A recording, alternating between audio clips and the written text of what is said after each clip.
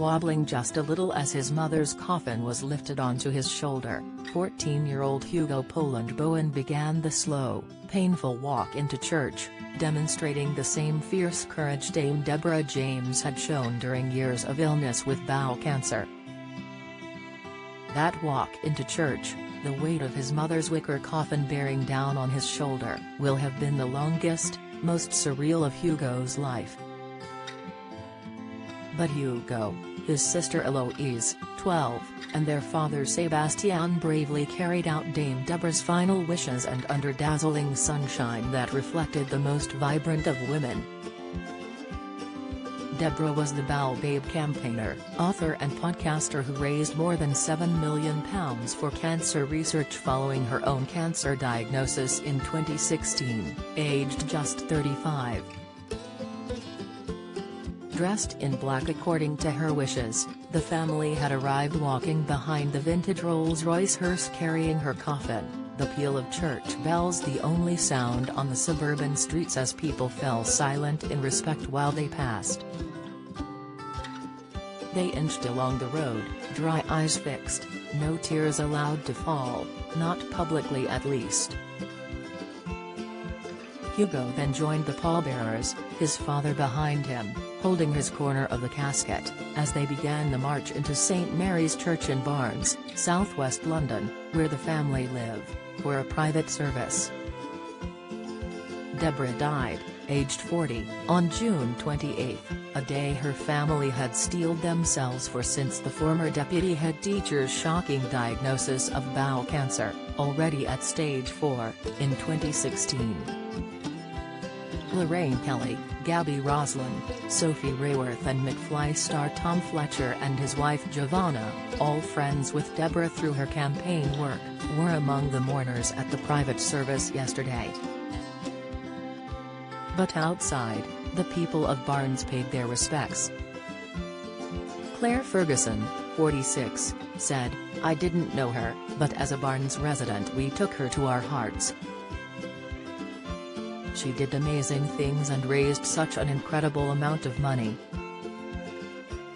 She was full of character, you couldn't help but want to follow and support her.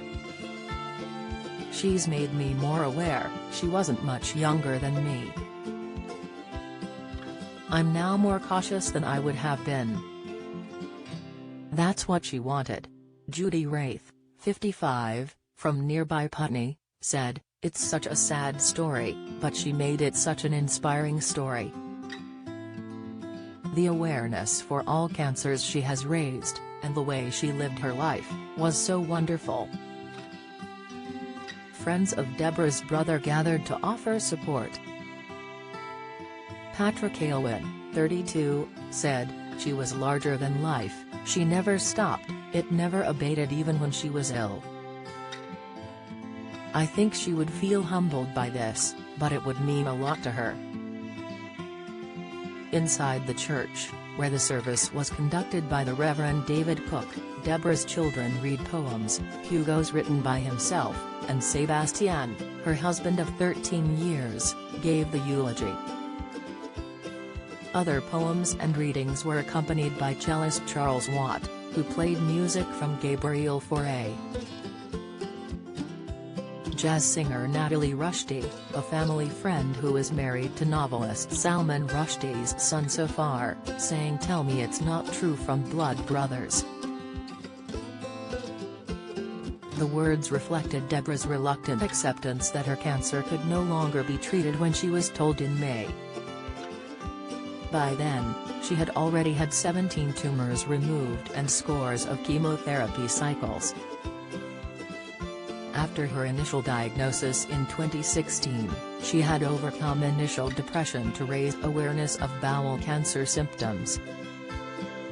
She amassed almost 1 million Instagram followers and was irreverent and candid in the face of fear, posting videos of herself dancing through chemotherapy. She co-presented the BBC podcast You, Me, and the Big C, and even in the weeks before her death, would not allow herself to let go. She raised £3 million within 48 hours of revealing she had ended treatment, and received a damn hood, presented by Prince William in her parents' garden. She once said, "You have got to have some fun. I'm not trying to make cancer look fun, it's not, but you have to do what you can to get through." Deborah admitted that what she feared the most was being alone. She wanted to die at her parents' bungalow in Woking, surrounded by the buzz of her family, and did so. She even planned for a bench to be erected in her memory opposite her Barnes home. Get all the biggest showbiz news straight to your inbox. Sign up for the free Mirror Showbiz newsletter. And she suggested she would quite like her ashes to remain at home, because she hoped she would never feel lonely that way. She said, "I'm the kind of person that wouldn't mind staying in the top drawer in the kitchen for a while." Well, yesterday, she was far from alone, wrapped in love of the stream of mourners. When her coffin emerged from the church, they huddled in the gateway as the hearse took her away. White roses, a variety named after Deborah and displayed at his Shear's Chelsea Flower Show, on top of her coffin. They watched until the hearse disappeared out of view.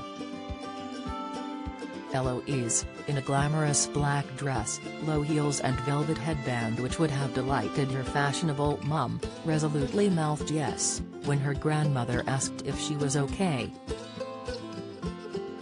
Then, still no tears shed, Sebastian held out his arm for his children to follow, and they began a procession in the opposite direction, towards a private wake. There, no doubt, the stoicism will have softened, and this would have been the part Deborah loved best. Do you have a story to sell?